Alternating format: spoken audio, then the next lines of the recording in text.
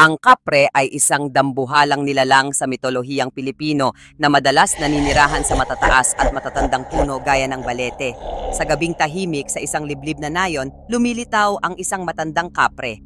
Tabain, may balat na tila napudpod na kahoy, madilim at magaspang na parabang inukit ng panahon. Ang kanyang mga mata ay nagliliyab sa pulang liwanag, lumalagablab sa dilim, habang ang mahabang buhok at balbas niya ay nagsanib sa mga ugat ng punong kanyang pinamamahingahan.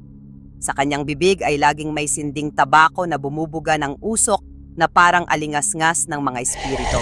Mabigat ang kanyang katawan, ngunit ang kanyang mga kamay ay mahahaba at may matutulis na kuko, parang palad ng punong may kakayahang durugin ng tao. Tahimik siyang nagmamasid, ngunit ang kanyang presensya ay bumabalot sa paligid ng takot at pagkabahala. Isa siyang sinaunang nilalang, tagapangalaga ng kalikasan, ngunit mapanganib sa sinumang manggulo sa kanyang katahimikan. At ito si Lola Minda. Tandaan ang taong may alam ay hindi malililang.